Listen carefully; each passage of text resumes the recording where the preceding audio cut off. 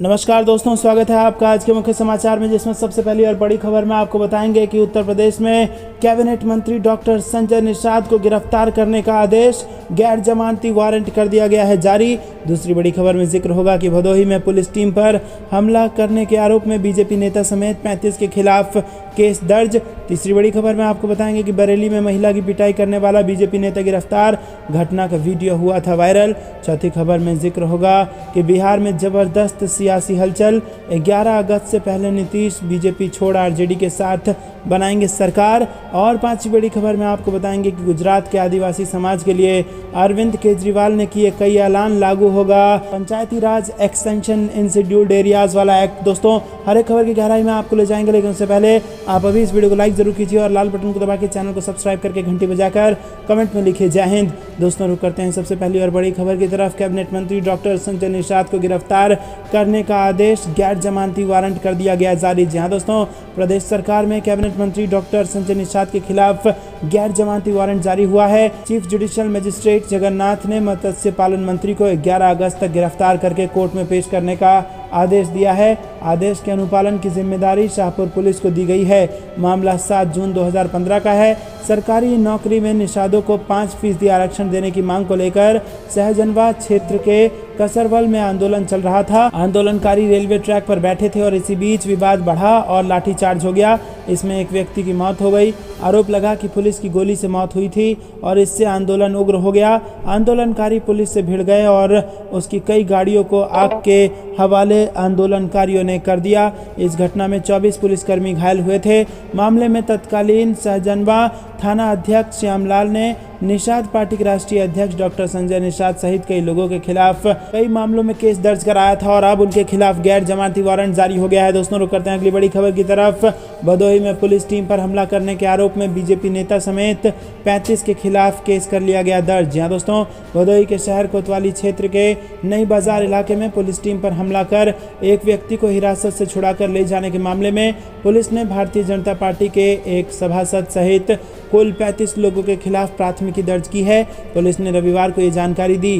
कोतवाली प्रभारी निरीक्षक गगन राज सिंह ने बताया कि इस मामले में नई बाजार नगर पंचायत वार्ड नंबर 1 के भाजपा सभासद दीना सोनकर सहित 15 नामजद और 20 अज्ञात सहित कुल 35 व्यक्तियों के खिलाफ शांति भंग, सरकारी कार्य में व्यवधान, ड्यूटी कर रहे लोक सेवक पर हमला समेत भारतीय दंड संहिता की अन्य धाराओं में शनिवार रात प्राथमिकी दर्ज की गई। रुक करते हैं अगली बड़ी खबर की तरफ। बरेली में महिला की पिटाई करने वाला बीजेपी नेता गिरफ्तार, घटना का वीडियो हुआ था वायरल। जी हाँ दोस्तों, बरेली में महिला की पिटाई करने वाले बीजेपी नेता जितेंद्र रस्तोगी को गिरफ्तार कर लिया गया है। पुलिस ने जितेंद्र रस्तोगी को उसके घर से गिरफ्तार किया और आरोपी ने नाली के विवाद में महिला के साथ मारपीट की थी। मारपीट का सीसीटीवी फुटेज भी वायरल हुआ था और इधर व्यापार मंडल ने भी जितेंद्र रस्तोगी को संगठन से निकाल दिया है। हालांकि बीजेपी ने रस्तोगी से पल्ला झाड़ लिया है। पार्टी का कहना है कि आरोपी रस्तोगी पार्टी के किसी भी पद पर नहीं था। दोस्तों, रुक करते हैं अगली बड़ी खबर की तरफ। बिहार में जबरदस्त सियासी हलचल, क्या 11 अगस्त से पहले नीतीश बीजेपी छोड़ आरजेडी के साथ बनाएंगे सरकार। जी हाँ दोस्तों, आपको बता दें कि मुख्यमंत्री नीतीश कुमार और बीजेपी के बीच जिस तरीके से पिछले कुछ दिनों में टकराव की स्थिति बनी है, उसके बाद ये सवाल खड़े हो रहे हैं कि क्या 11 अगस्त से पहले बिहार में एनडीए सरकार गिर जाएगी और नीतीश आरजेडी के साथ मिलकर फिर से सरकार बनाएंगे। हाल के सियासी घटनाक्रमों की वजह से बिहार की राजनीति गरमाई हुई है। दरअसल पिछले 1 महीने के घटनाक्रम पर नजर डालें तो ऐसा साफ लगता है कि नीतीश और बीजेपी के बीच सब कुछ ठीक नहीं चल रहा है। महीने भर में ऐसा 4 बार हुआ है जब नीतीश कुमार ने बीजेपी से कन्नी काटी है। बता दें कि नीतीश की 2 हफ्ते पहले कोरोना पॉजिटिव रिपोर्ट आई थी। 3 अगस्त को उनकी रिपोर्ट नेगेटिव आई। रुक करते हैं अगली बड़ी खबर की तरफ। गुजरात के आदिवासी समाज के लिए अरविंद केजरीवाल ने किए कई ऐलान, लागू होगा Panchayati Raj extension in scheduled area act. जी हाँ दोस्तों, आम आदमी पार्टी के राष्ट्रीय संयोजक अरविंद केजरीवाल ने रविवार को कहा कि यदि उनकी पार्टी गुजरात में सत्ता में आती है तो राज्य के आदिवासी क्षेत्रों में संविधान की 5वीं अनुसूची और पंचायत उपबंध अनुसूचित क्षेत्रों तक विस्तार अधिनियम को लागू किया जाएगा। केजरीवाल ने यह भी गारंटी दी कि गुजरात की आदिवासी सलाहकार समिति का नेतृत्व मुख्यमंत्री के बजाय समुदाय के एक व्यक्ति द्वारा किया जाएगा। दिल्ली के मुख्यमंत्री ने गुजरात के अपने दौरे के दूसरे दिन वडोदरा में संवाददाताओं को संबोधित करते हुए ये बात कही। गुजरात में इस वर्ष के अंत में विधानसभा चुनाव होना है। रुक करते हैं अगली बड़ी खबर की तरफ। बेरोजगारी महंगाई के हद से ज़्यादा बढ़ने के बावजूद केंद्र ने जनता की समस्याओं से मुंह मोड़ा, तेजस्वी यादव का बयान। जी हाँ दोस्तों, आपको बता दें कि बिहार की मुख्य विपक्षी पार्टी राष्ट्रीय जनता दल के नेता तेजस्वी यादव ने रविवार को आरोप लगाया कि देश में बेरोजगारी और महंगाई हद से ज़्यादा बढ़ गई है, लेकिन भाजपा नीति केंद्र सरकार ने जनता की समस्याओं से मुंह मोड़ लिया है।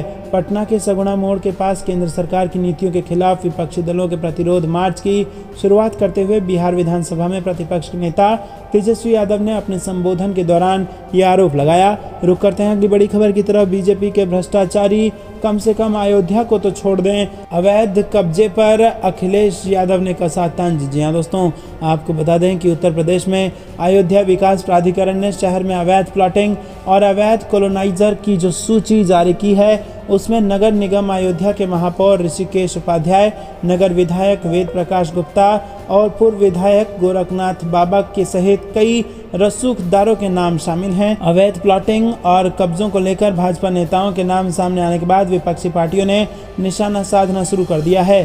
पूर्व मुख्यमंत्री व विधानसभा में नेता प्रतिपक्ष अखिलेश यादव ने ट्वीट कर भाजपा पर निशाना साधा। उन्होंने लिखा कि हमने पहले भी कहा है, फिर दोहरा रहे हैं, भाजपा के भ्रष्टाचारी कम से कम अयोध्या को तो छोड़ दें। बता दें कि अयोध्या विकास प्राधिकरण ने भूमाफियाओं पर शिकंजा कसना शुरू कर दिया है। प्राधिकरण ने अयोध्या में 40 अवैध प्लॉटिंग करने वालों की लिस्ट जारी की है।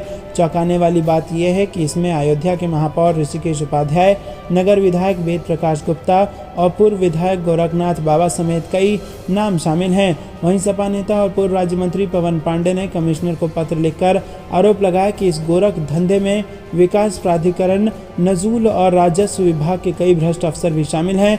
दोस्तों, रुख करते हैं अगली बड़ी खबर की तरफ। उदय प्रताप सिंह अपने 2 विहिप नेता के साथ 9 अगस्त रात 9 बजे तक नजरबंद, निगरानी में भारी पुलिस बल तैनात। राजा भैया के पिता हैं राजा उदय प्रताप सिंह। जी हाँ दोस्तों, आपको बता दें कि उत्तर प्रदेश के कुंडा विधायक बाहुबली राजा भैया के पिता राजा उदय प्रताप सिंह मस्जिद जुमा गेट को हटाने की मांग लेकर धरने पर बैठे थे, जिन्हें जिला प्रशासन ने 9 अगस्त की रात 9 बजे तक 2 विहिप के नेता के साथ नजरबंद कर दिया है।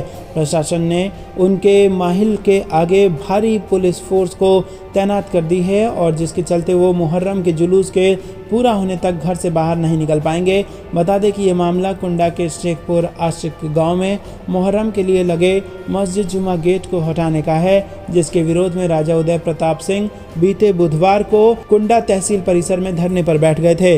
रुक करते हैं अगली बड़ी खबर की तरफ। कांग्रेस का योगी सरकार से सवाल, अयोध्या के भूमाफियाओं पर कब चलेगा बुलडोजर। जी हाँ दोस्तों, उत्तर प्रदेश कांग्रेस ने योगी सरकार से सवाल किया है कि अयोध्या में सरकारी नजूल भूमि पर प्लॉटिंग करके अवैध कॉलोनियां विकसित करने के आरोपियों पर बुलडोजर की कार्रवाई कब की जाएगी। पार्टी के प्रदेश प्रवक्ता अशोक सिंह ने रविवार को कहा कि अयोध्या में जमथरा घाट से गोलाघाट तक सक्रिय 40 भूमाफियाओं द्वारा सरकारी नजूल भूमि पर प्लॉटिंग करके अवैध कॉलोनियां विकसित की जाती रही। स्थानीय प्रशासन व राज्य सरकार को कानो कान खबर नहीं हुई। मुख्यमंत्री इतिहास रचने के लिए बार बार वहां का दौरा करते रहे और दूसरी तरफ भूमाफिया जमीन बेचते रहे। आखिर इस जमीन घोटाले के पीछे किस बड़े का हाथ है, ये राज्य सरकार बताने के स्थान पर मौन धारण किए है। दोस्तों, उन्होंने कहा कि स्थानीय लेखपाल की रिपोर्ट के आधार पर 40 भूमाफियाएं चिन्हित हुए हैं और मामले में झुग्गी पिटवाकर बुलडोजर की कार्रवाई करने वाले मुख्यमंत्री से सवाल है कि 31 जुलाई को उन्हें भाजपा सांसद द्वारा लिखे गए पत्र पर 1 सप्ताह व्यतीत हो जाने के बाद भी अभी तक झुग्गी क्यों नहीं पीटी, बुलडोजर क्यों नहीं चला। दोस्तों, रुक करते हैं अगली बड़ी खबर। कैबिनेट मिनिस्टर राकेश सचान अपनी ही सजा की फाइल को लेकर फरार हो चुके हैं और अवैध हथियार केस में कोर्ट ने इनको दोषी करार दिया था। जी हाँ दोस्तों, आपको बता दें कि उत्तर प्रदेश के कैबिनेट मिनिस्टर राकेश सचान के खिलाफ अपनी सजा की फाइल लेकर कोर्ट से भागने का गंभीर आरोप लगा है। कानपुर की एक अदालत ने शनिवार को सचान को एक मामले में दोषी ठहराया था, लेकिन अदालत सजा सुनाती उससे पहले ही मंत्री महोदय अपने वकील की मदद से दोष सिद्ध आदेश की मूल प्रति लेकर ही फरार हो गए। यही नहीं, वो जमानत मुचलका भरे बिना ही अदालत कक्ष से भाग निकले और अब कोर्ट की पेशकार ने मंत्री के खिलाफ FIR दर्ज करने के लिए कोतवाली में तहरीर दी है। दोस्तों, रुक करते हैं अगली बड़ी खबर की तरफ। अग्निपथ योजना के खिलाफ उत्तरा संयुक्त किसान मोर्चा देशव्यापी अभियान आज से शुरू। जी हाँ दोस्तों, आपको बता दें कि भारत सरकार की ओर से सेना में भर्ती के लिए लाई गई अग्निपथ योजना के खिलाफ संयुक्त किसान मोर्चा और United front of ex serviceman देशव्यापी अभियान की शुरुआत कर रहे हैं। अग्निपथ योजना के विरोध में ये अभियान 7 से 14 अगस्त तक चलेगा। वहीं दोस्तों, किसान संगठन और पूर्व सैनिक के फ्रंट ने अभियान के लिए बेरोजगार युवकों से हाथ मिलाया है और इन्होंने अग्निपथ योजना को राष्ट्रीय सुरक्षा, भारतीय सेना, बेरोजगार युवाओं और किसान परिवारों के लिए विनाशकारी करार दिया है। किसान संगठन और पूर्व सैनिकों के मोर्चे का कहना है कि अग्निपथ योजना वापस ले जाने का उनका संघर्ष जारी रहेगा। रुक करते हैं अगली बड़ी खबर की तरफ। महंगाई के खिलाफ आरजेडी का हल्ला बोल, तेज प्रताप ने चलाई बस, बगल वाली सीट पर बैठे थे तेजस्वी यादव। जी दोस्तों, महंगाई के विरोध में बिहार में विपक्ष का हल्ला बोल अभियान शुरू हो गया है। कांग्रेस और आरजेडी दोनों ने साथ मिलकर प्रतिरोध मार्च निकाला है। राबड़ी देवी ने तेजस्वी और तेज प्रताप के प्रतिरोध मार्च बस को हरी झंडी दिखाकर रवाना किया और इस दौरान तेज प्रताप ने प्रतिरोध मार्च अभियान में खुद बस चलाई और उन्होंने कहा कि यह प्रतिरोध मार्च महंगाई के खिलाफ निकाला गया है। दोस्तों, राबड़ी देवी ने कहा कि देश की जनता महंगाई से परेशान है और इसके विरोध में बिहार के कई शहरों में कांग्रेस और आरजेडी कार्यकर्ता विरोध प्रदर्शन कर रहे हैं। प्रतिरोध मार्च निकालने के लिए जिस बस का इस्तेमाल किया जा रहा है उसे पूरी तरह हरे रंग के पोस्टर से रंग दिया गया है और इस अभियान से महागठबंधन के कई नेता जुड़ रहे हैं। रुक करते हैं अगली बड़ी खबर की तरफ। गुजरात में दिल्ली और पंजाब से भी बड़े वादे किए केजरीवाल ने, बोले 10 लाख सरकारी नौकरियां करेंगे तैयार। जी दोस्तों, गुजरात में विधानसभा चुनाव से पहले दिल्ली के मुख्यमंत्री और आम आदमी पार्टी के संयोजक अरविंद केजरीवाल वडोदरा पहुंचे और यहां उन्होंने एक सभा को संबोधित किया। अपने संबोधन के दौरान केजरीवाल ने मोदी सरकार पर निशाना साधते हुए कई बड़े वादे किए हैं। केजरीवाल ने कहा कि जैसे दिल्ली में रोजगार दिए वैसे ही गुजरात के हर बेरोजगार युवा को रोजगार देंगे। जब तक रोजगार नहीं मिल जाता तब तक हर महीने 3000 रुपये बेरोजगारी भत्ता देंगे। 10 लाख सरकारी नौकरियां तैयार करेंगे। पेपर लीक के खिलाफ सख्त कानून बनाएंगे। केजरीवाल ने कहा कि पंजाब में पिछले हफ्ते 25 लाख परिवारों के बिजली बिल जीरो आए हैं और 1 सितंबर तक 26 लाख और परिवारों के बिल जीरो आएंगे। दिल्ली में कई साल से बिल जीरो आ रहे हैं। गुजरात में भी अगर हमें मौका मिलता है तो यहाँ भी बिजली के बिल जीरो आएंगे। दोस्तों, रुक करते हैं अगली बड़ी खबर की तरफ। अखिलेश यादव ने महंगाई को लेकर सरकार पर बोला हमला, कहा विधायकों की खरीद फरोख्त का बोझ जनता पर डाल रही है भाजपा। जी दोस्तों, एक तरफ कांग्रेस दिल्ली में महंगाई के मुद्दे पर सरकार को घेरने में लगी है, वहीं दूसरी तरफ यूपी में भी अखिलेश यादव ने महंगाई के मुद्दे पर सरकार को घेरना शुरू कर दिया है। अखिलेश यादव ने एक अखबार की खबर का जिक्र करते हुए ट्वीट किया जिसमें उन्होंने लिखा कि भाजपा के राज में कमाई घटी है और महंगाई के साथ ही लोन पर ईएमआई बढ़ी है। जनता का दुख दर्द इतना बढ़ गया है कि अगर भाजपा सरकार उस पर टैक्स लेने लगे तो उसे किसी और टैक्स की जरूरत नहीं पड़ेगी। सरकार की खरीद फरोख्त में लगी भाजपा अपने भ्रष्टाचार का बोझ जनता पर डाल रही है, जो कि निंदनीय है। दरअसल इस खबर में लिखा है कि रिजर्व बैंक ने रेपो रेट में 0.5% की बढ़ोतरी की घोषणा की है, जिससे लोगों की ईएमआई में फिर से बढ़ोतरी होगी और इसी खबर को लेकर अखिलेश यादव ने सरकार पर निशाना साधा। दोस्तों, रुक करते हैं अगली बड़ी खबर की तरफ। मोहन भागवत को तिरंगा भेंट करने के ऐलान से मध्य प्रदेश में घबराई शिवराज सरकार। छावनी में तब्दील हुआ कांग्रेस दफ्तर और कई नेता कर दिए गए नजरबंद। जी दोस्तों, मध्य प्रदेश में कांग्रेस नेता संगीता शर्मा ने संघ प्रमुख मोहन भागवत को भोपाल में पीपुल्स मॉल में जाकर तिरंगा और किताब भेंट करने का ऐलान किया था। वो मोहन भागवत को इस इवेंट में भेंट करने जा रही थी और पुलिस ने उन्हें रोक दिया। वो पीसीसी से रवाना हुई, लेकिन व्यापम चौराहे पर ही पुलिस ने उन्हें रोका और इसके बाद पुलिस उन्हें वापस पीसीसी ले आई और फिलहाल कांग्रेस कार्यालय पुलिस छावनी में तब्दील कर दिया गया है। इसके अलावा भोपाल में जहां संघ प्रमुख मोहन भागवत ठहरे हैं, वहां भी बड़ी संख्या में पुलिस के जवान तैनात किए गए हैं। दोस्तों, आपको बता दें कि कांग्रेस नेताओं को पीसीसी में नज़रबंद करने पर पूर्व सीएम दिग्विजय सिंह और पीसीसी चीफ कमलनाथ ने सरकार पर निशाना साधा है। पुलिस के पीसीसी में पहरा लगाने पर पूर्व मुख्यमंत्री कमलनाथ ने ट्वीट कर कहा कि जब पूरा देश आज़ादी के हीरक जयंती मना रहा है, तब मध्य प्रदेश की शिवराज सिंह चौहान सरकार कांग्रेस के कार्यकर्ताओं को तिरंगा भेंट करने से रोक रही है। रुक करते हैं अगली बड़ी खबर की तरफ। घोटाले की आहट तो नहीं, उत्तराखंड में 3000 मृतक पा रहे हैं किसान सम्मान निधि। जी हाँ दोस्तों, उत्तराखंड में 20,000 लोगों ने फर्जी तरीके से बतौर किसान सरकार के 18 करोड़ 3 लाख रुपए डकार लिए। इसमें 11,000 लोग ऐसे हैं जो आयकर चुकाते हैं। यही नहीं, 3,000 ऐसे लोगों का भी पता चला है जिनकी मृत्यु हो चुकी थी और उनके नाम भी सम्मान निधि जारी की गई। हालांकि अफसरों का कहना है कि इनकी मौत पीएम योजना में शामिल होने के बाद हुई है और कुछ ऐसे भी हैं जिनका नाम जमीन तक दर्ज नहीं है। दोस्तों, ये मामला पकड़ में आने के बाद कृषि विभाग ने अपात्रों को नोटिस भेजना शुरू किया तो कार्रवाई से बचने के लिए राज्य भर में 3064 लोगों ने 2 करोड़ 3 लाख रुपए वापस लौटा दिए। रुक करते हैं अगली बड़ी खबर की तरफ। 15 अगस्त से पहले दिल्ली में ISIS मॉड्यूल का खुलासा, बाटला हाउस से संदिग्ध आतंकी को दबोचा। जी हाँ दोस्तों, राष्ट्रीय जांच एजेंसी के हाथ बड़ी कामयाबी लगी है। 15 अगस्त से पहले एजेंसी ने दिल्ली से ISIS के सक्रिय सदस्य को गिरफ्तार किया है। आतंकी का नाम मोहसिन अहमद है और उसे ISIS मॉड्यूल की गतिविधि को लेकर की गई तलाशी के बाद गिरफ्तारी किया गया है और NIA ने रविवार को आरोपी मोहसिन अहमद पुत्र मोहम्मद शकील अहमद के आवासीय परिसर की तलाशी ली। रुक करते हैं अगली बड़ी खबर की तरफ। उत्तर प्रदेश के नगर निगम चुनाव में पहली बार शरद पवार की NCP की एंट्री, क्या बीजेपी की इससे बढ़ेगी टेंशन? जी हाँ दोस्तों, उत्तर प्रदेश में करारी हार के बाद समाजवादी पार्टी ने अब नगर निकाय के चुनाव की तैयारियां शुरू कर दी हैं। वहीं बीजेपी की धुर विरोधी पार्टी राष्ट्रवादी कांग्रेस पार्टी भी अब पहली बार यूपी में नगर निकाय के चुनाव में उतरेगी। हालांकि NCP यूपी में पहले विधानसभा चुनाव में अपना हाथ आजमा चुकी है, लेकिन उसे खास सफलता नहीं मिली थी। लेकिन अब उसने निकाय चुनाव में बीजेपी के खिलाफ उम्मीदवार उतारने का फैसला कर लिया है। NCP के चीफ शरद पवार की राष्ट्रवादी कांग्रेस पार्टी उत्तर प्रदेश में आगामी स्थानीय निकाय चुनाव लड़ेगी। दोस्तों, रुक करते हैं अगली बड़ी खबर की। अहंकारी बीजेपी का राज्य में 27 सालों से है राज, लेकिन इनका जनता से कुछ लेना देना नहीं, गुजरात में केजरीवाल का बयान। जी हाँ दोस्तों, आम आदमी पार्टी के राष्ट्रीय संयोजक व दिल्ली के मुख्यमंत्री अरविंद केजरीवाल गुजरात पहुंचे और यहां उन्होंने भारतीय जनता पार्टी पर जमकर निशाना साधा। अरविंद केजरीवाल ने कहा कि बीजेपी गुजरात में 27 साल से राज कर रही है और यहाँ बीजेपी के लोग अहंकारी हो गए हैं और उनका लोगों से कोई लेना देना नहीं है।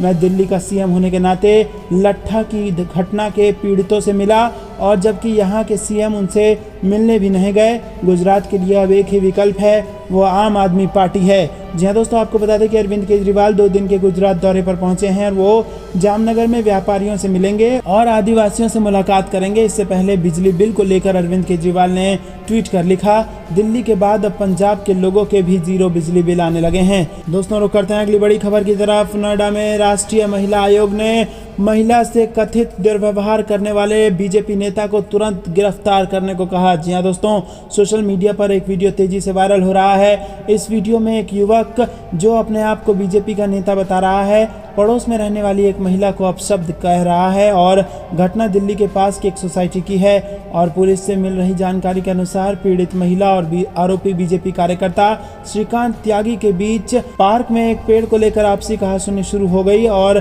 श्रीकांत ने grand Omaxe society sector 93B Noida के पार्क में पाम ट्री लगाया था और महिला चाहती थी कि वो इसे वहां से हटाए। बता दें कि सोसाइटी में रहने वाले लोगों के साथ श्रीकांत त्यागी का विवाद 2019 से ही चल रहा है और सोसाइटी के लोगों का आरोप है कि त्यागी ने जानबूझकर कॉमन एरिया में इस पेड़ को लगाया है और इसे हटाए जाने की बात कहने पर वो उन्हें धमकी दे रहा है। दोस्तों, रुक करते हैं अगली बड़ी खबर की तरफ। बीजेपी नेताओं के बीच चले लाठी डंडे और घूसे, बीजेपी नेता को दौड़ा कर पीटा और घर में फायरिंग। जी हाँ दोस्तों, हरिद्वार के ज्वालापुर क्षेत्र में विवादित भाजपा युवा मोर्चा नेता विष्णु अरोड़ा ने गुंडई दिखाते हुए दिन भर जमकर हंगामा मचाया। मामूली विवाद के चलते भाजपा के तिरंगा यात्रा कार्यक्रम स्थल में घुसकर भाजपा नेता दीपक टंडन को दौड़ा कर पीटा, फिर खन्ना नगर कॉलोनी में उसके घर में घुसकर हमला कर दिया। दोस्तों, आपको बता दें कि आरोप है कि घर पर कई राउंड फायरिंग भी की गई और नगर विधायक मदन कौशिक के गृह वार्ड में हुई घटना से पुलिस महकमे के होश उड़ गए। दोस्तों, रुक करते हैं अगली बड़ी खबर की तरफ।